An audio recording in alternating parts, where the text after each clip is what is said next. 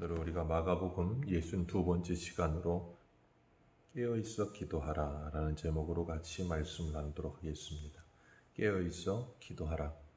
예수님께서 마지막 유월절을 제자들과 함께 지키시면서 최후의 만찬을 하시고 제자들의 발을 씻기셨습니다. 그리고 식사하시던 중에 제자들에게 너희들이 다 나를 버리리라 그러셨어요.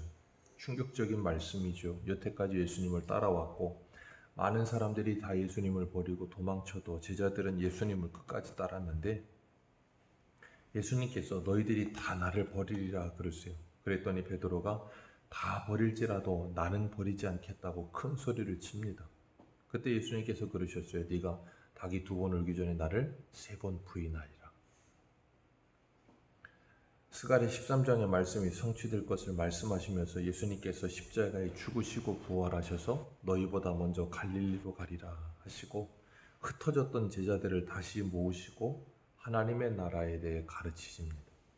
예수님은 제자들과 식사를 하시고 오늘 본문처럼 겟세마네 동산에 오르십니다. 제자들과 함께 그곳에 오르셔서 마지막 기도를 하세요. 오늘 본문에 그냥 기도했다 그랬지만 누가복음 22장 39절을 보면 습관을 쫓아 감람산에 가시매 라고 표현하고 있습니다. 마가복음도 그렇지만 예수님의 기도의 생활에 대해서 표현할 때마다 붙는 단어가 있어요. 그게 뭐냐면 습관을 쫓아입니다. 마가복음도 예수님께서 기도할 때마다 습관을 쫓아 기도하셨다. 습관을 쫓아 새벽에 기도하셨고 오병이어의 기적을 일으키셨을 때도 제자들을 다 흩으시고 건너편으로 보내시고 산에 오르셔서 혼자 기도하시고 제자들을 세우실 때도 기도하시고 병자들을 고치실 때도 기도하시고 예수님은 무슨 일이 있든지 항상 기도하셨습니다. 습관이라는 단어가 사전적 의미는 이런 뜻이에요. 어떤 행위를 오랫동안 되풀이하는 과정에서 저절로 익혀진 행동 방식. 오랫동안 되풀이되는 과정 속에 저절로 익혀지는 행동 방식. 예수님은 이 땅에 오셔서부터 계속해서 기도하셨어요. 그리고 그 마지막이 왔음에도 불구하고 예수님은 습관을 쫓아 기도하십니다. 예수님은 수없이 많은 기도를 하셨고 그 모습은 오늘 우리에게 주는 메시지가 큽니다.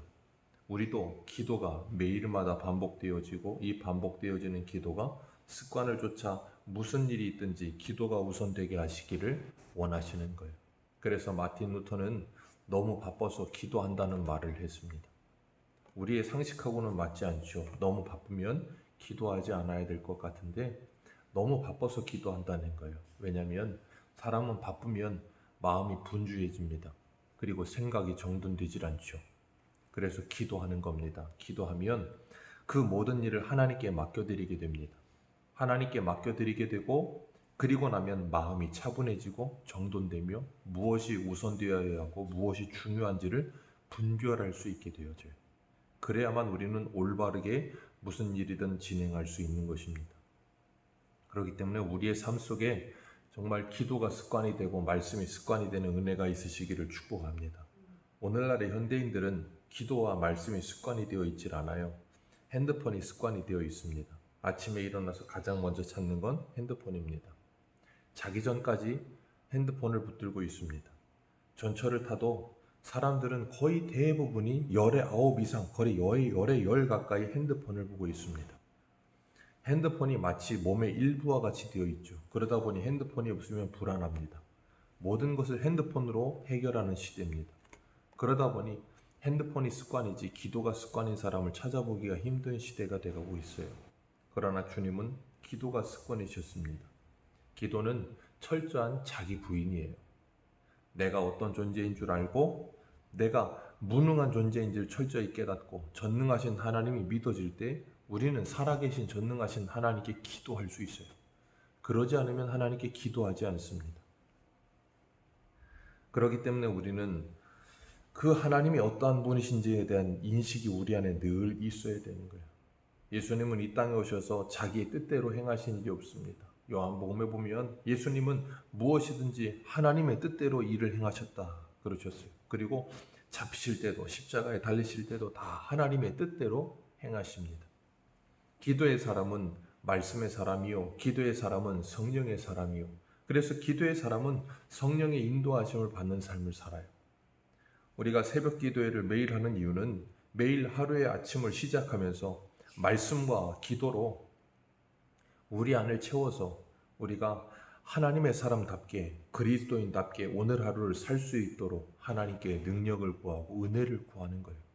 그러니까 우리가 매일마다 새벽을 깨워 기도하고 있다는 것은 기도하지 않은 사람과는 무엇인가 큰 차이가 존재해야 된다는 거예요. 매일을 깨워서 기도하면서 하나님의 사람으로 말씀의 사람으로 성령의 인도하심을 받는 삶은 매일같이 습관이 되어 훈련하고 있다면 그것이 우리의 삶의 체득이 되어 습관이 되어 있어야 되는 거예요. 그게 새벽 기도의 위력이라고 하는 거예요. 그렇기 때문에 성실함으로 매일같이 기도한다는 것은 그런 위대한 차이를 만들어내지 못한다면 이 새벽 기도는 우리에게는 큰 효력을 발휘하지 못하는 거예요. 그렇기 때문에 한국 교회가 새벽 기도를 한다? 새벽 기도 자체에 어떤 능력이 있는 게 아닙니다. 새벽 기도를 한다고 무엇이 대단해지는 것도 아니에요. 그러나 매일마다 기도가 습관이 되고 말씀이 습관이 되고 그래서 내 삶 속에 기도의 능력으로 말씀의 능력으로 살아내는 놀라운 말씀의 효력이 나타날 때 새벽 기도의 조력이 나타나는 겁니다. 그렇지 않다면 새벽 기도를 오래 한 사람과 새벽 기도를 하지 않은 사람과 차이가 없다면 참 무의미해지지 않겠습니까? 오늘 본문에 예수님은 34절에 이렇게 말씀하세요. 34절 같이 읽습니다. 시작. 말씀하시되 내 마음이 심히 고민하여 죽게 되었으니 너희는 여기 머물러 깨어 있으라. 너희는 여기 머물러 깨어 있으라 그러셨어요. 13장 34절에도 보면 주님께서 깨어 있으라 라고 명령하시고 35절에도 깨어 있으라 명령하세요. 37절에도 깨어 있으라 명령하십니다. 주님은 계속해서 깨어 있으라, 깨어 있으라 계속 말씀하십니다. 기도하라는 거예요. 본문 33절에 베드로, 요한, 야고보를 따로 데리시고 가셔서 더 가까이다 두시고 그들에게 기도해 달라고 내가 심히 고민하여 죽게 되었다라고 말씀하세요. 심히 고민하여 죽게 되었다. 예수님께서 왜 심히 고민하여 죽게 되셨을까? 예수님께서 이것을 모르셨기 때문에 이런 일을 당하십니까? 아니죠. 다 알고 계셨고 이 땅에 오실 때부터 이 일을 당하시러 오셨어요. 그런데도 예수님은 하나님께 기도할 때 이렇게 기도합니다. 누가복음 22장 44절 예수께서 힘쓰고 애써 더욱 간절히 기도하니 땀이 땅에 떨어지는 핏방울 같이 되더라. 예수님은 이렇게 간절히 기도하셨어요. 그리고 사자가 하늘로부터 예수께 나타나 힘을 돋더라 그랬습니다. 예수님은 땀방울이 핏방울이 되도록 하나님께 간절히 3번이나 기도하십니다. 오늘 36절 말씀 같이 한번 읽습니다. 시작. 이르시되 아빠 아버지여 아버지께서는 모든 것이 가능하오니 이 잔을 내게서 옮기시옵소서. 그러나 나의 원대로 마옵시고 아버지의 원대로 하옵소서 하시고 아멘. 이게 바로 우리가 하는 기도예요. 우리의 뜻을 꺾고 하나님의 뜻이 우리 안에 이루어지기를 바라는 기도. 그래서 기도는 자기 부인이에요. 기도가 철저하게 자기를 관철시키기 위해서 하나님께 대거리를 하는 것이 되어버리는 순간 우리는 내 뜻을 꺾지 않고 하나님의 뜻을 꺾어내려고 들죠. 그건 성경에서 말하는 기도가 아닙니다. 예수님이 가르쳐 주신 기도가 아니에요. 우리는 그런 기도하는 사람들이 아닙니다. 그래서 기도하면 할수록 말씀의 사람, 성령의 사람이 된다고 말하는 겁니다. 그런데 기도를 오래 해도 내 뜻을 꺾지 않는 사람은 하나님의 말씀과 그리고 성령의 사람과는 거리가 먼 사람이 되어버리는 거예요. 그렇기 때문에 우리가 하나님께 기도할 때 무엇을 기도하고 있는가? 예수님은 하나님께 기도하시면서 이 모든 것이 가능하신 전능하신 하나님, 이 잔을 내게서 옮기시옵소서. 그러나 나의 원대로 마옵시고 아버지의 뜻대로 하옵소서. 그러시면서 예수님은 하나님을 아빠, 아버지라고 부르고 계십니다. 이렇게 친근히 하나님을 부르세요. 우리도 하나님을 아버지라 우리의 아빠라 부르는 친근함이 예수님 때문에 생겨난 줄로 믿습니다. 그래서 기도는 성도만이 하는 특권이에요. 하나님과 우리 사이의 관계에 이런 관계가 형성이 된 예수님 때문에 이런 관계가 형성된 사람만 하나님께 기도하는 겁니다. 예수님께서 기도하시고 오셔서 제자들을 보시니 제자들이 뭐예요? 자는 거예요. 그래서 예수님께서 하시는 말씀이 뭡니까? 38절에 시험이 들지 않게 깨어있어 기도하라. 마음은 온이로도 육신이 약하도다. 마음이 원이로되 육신이 약하도다. 베드로는 분명히 방금 전에 몇 시간 전에 겟세마네 동산 오기 전에 그랬어요. 다 버려도 나는 버리지 않습니다. 큰 소리를 쳤고 내가 주님과 함께 죽을지언정 내가 그러지 않겠습니다 라고 큰 소리 치던 베드로인데 큰 소리는 치는데 1시간도 깨어서 기도를 못해요. 그게 베드로의 실상이고요. 그게 우리의 실상입니다. 신앙생활을 하면서 큰 소리는 칩니다. 그런데 기도는 하지 않아요. 그러니 능력이 나타나지 않죠. 우리의 다짐이나 우리의 결단이나 우리의 큰 소리가 아니라 능력은 기도에 있습니다. 주님도 기도하셨습니다. 그리고 주님은 이 잔을 마시기 위해 오셨어요. 그리고 이렇게 기도하셨어요. 아버지의 원대로 하옵소서. 그러면서 기도하라. 육신이 약하다. 어쩔 수 없으니 기도하라. 깨어있으라 라고 말씀하세요. 예수님이 왜 이렇게 마음이 고되고 괴로워서 죽을 지경이라 할 만큼 이렇게 고통스러워 하시면서 3번이나 이렇게 기도하셨을까요? 이유는 하나입니다. 예수님께서 요한복음 10장에 그러셨어요. 아버지와 나는 하나다. 창세 전부터 예수님과 하나님은 하나셨어요. 삼위일체의 하나님, 온전한 하나이신 하나님. 그 하나님은 한 번도 단절되거나 한 번도 끊어져 본 적 없으신 온전히 연합되어 하나이신 하나님이셨습니다. 그런 예수님이 아버지로부터 단절되는 거예요. 그래서 끊어지시는 겁니다. 예수님께서 그것을 너무나도 괴로워하시고 고통스러워하시고 힘들어하시는 거예요. 그래서 지금 제자들에게 기도하고 계시는 겁니다. 히브리서 12장 2절을 보면 이렇게 말씀하세요. 믿음의 주요 또 온전하게 하시는 이인 예수를 바라보자. 그는 그 앞에 있는 기쁨을 위하여 십자가를 참으사 개의치 아니하시더니 하나님 보좌 우편에 앉으셨느니라. 십자가를 참으사 그 앞에 있는 즐거움을 위하여 앞에 있는 기쁨을 위하여 십자가를 참으사 부끄러움을 개의치 않으셨다고요. 그런데 예수님은 이렇게 기도하셨어요. 왜요? 하나님 아버지와의 단절을 너무나도 고통스러워하셨고 너무나도 괴로워하셨습니다. 하나님 아버지와의 단절을 이렇게 괴로워하시고 있는 이 모습과 같이 오늘 우리는 무엇과의 단절을 괴로워하고 살고 계십니까? 하나님과의 단절을 괴로워하십니까? 아니면 이 세상의 다른 무엇과의 단절을 괴로워하십니까? 핸드폰과 단절을 괴로워하십니까? 돈과의 단절을 괴로워하십니까?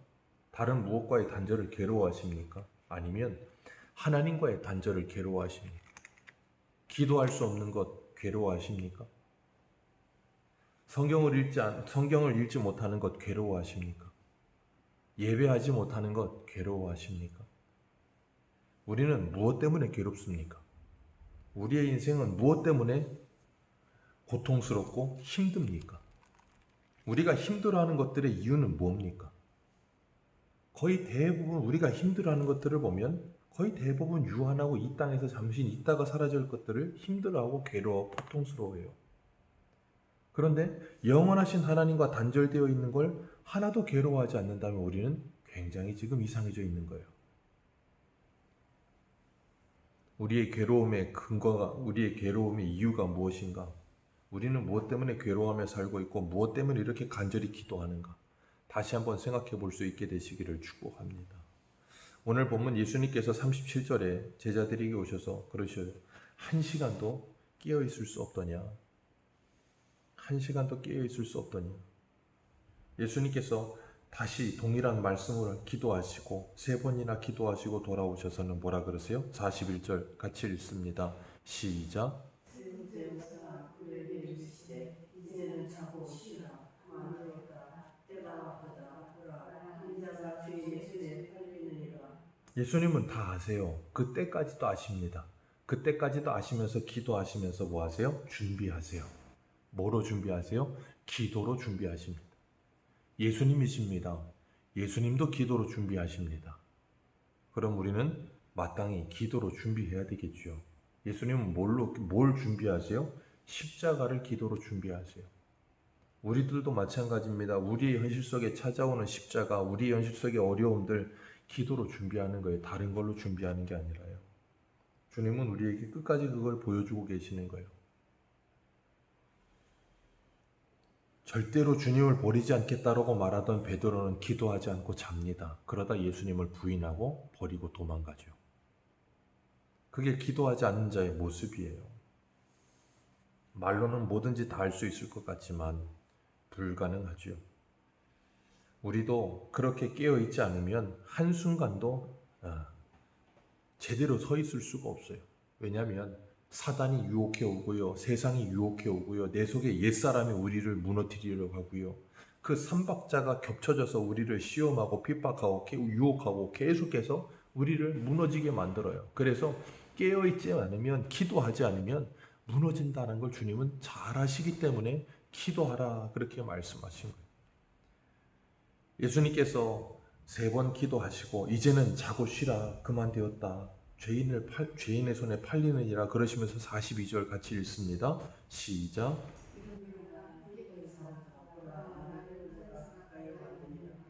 예수님은 제자들에게 예수님이 마지막 그 가룟 유다와 그리고 백부장의 이 대제사장들의 종들에게 잡혀가시고 팔려가시는 그 비참한 모습을 제자들에게 보여주십니다.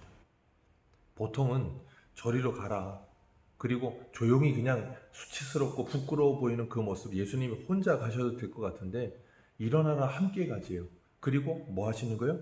일부러 예수님이 잡히시는 모습을 보여주시는 거예요. 그러면서 뭐라 그러시냐면 이것까지 참으라. 그것까지 보여주시는 거예요. 내가 지금 뭐 하러 가는지 봐라. 내가 지금 어떤 길을 가는지 봐라. 예수님은 예수님의 십자가의 마지막까지도 제자들에게 다 보여주고 계십니다. 어제도 말씀을 드렸죠. 동물의 왕국의 짐승이 자기 새끼를 가르치는 방법. 예수님은 십자가에 죽는 순간까지도 그걸 가르치고 계세요. 그렇게 가르쳐 주십니다. 보여주십니다. 그리고 우리에게 뒤따라오라. 일어나서 함께 가자 그러시는 거예요. 오늘도 우리들이 이 하루를 살아가는데 주님은 우리에게 말씀하세요. 일어나라. 함께 가자. 깨어 기도하며 마음은 원이지만 육신이 연약하여 넘어지는 거 잘 안다.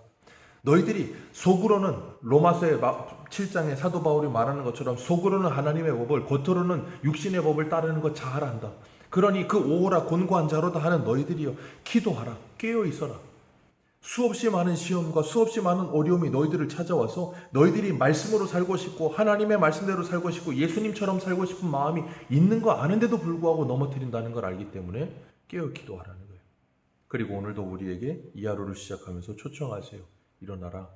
함께 가자. 내가 간 그 길을 보고 너희들이 그 길을 어떻게 가야 할지를 알아라 라고 말씀하세요. 그리고 너희들이 혼자 가지 않고 내가 함께 간다 라고 말씀하시는 거예요. 오늘도 우리가 정말 깨어 기도하며 우리의 속사람에게, 우리 옛사람에게 지지 마시고 사단에게 지지 마시고 이 세상에 지지 마시고 우리를 무너뜨리는 사람들에게 지지 마시고 기도함으로 깨어 그 모든 것을 넉넉히 이기며 주님이 가신 그 길, 십자가의 길, 그 길을 우리도 묵묵히 걸어가며 믿음으로 승리하는 저와 여러분들 되시기를 주님의 이름으로 축복합니다. 기도하겠습니다.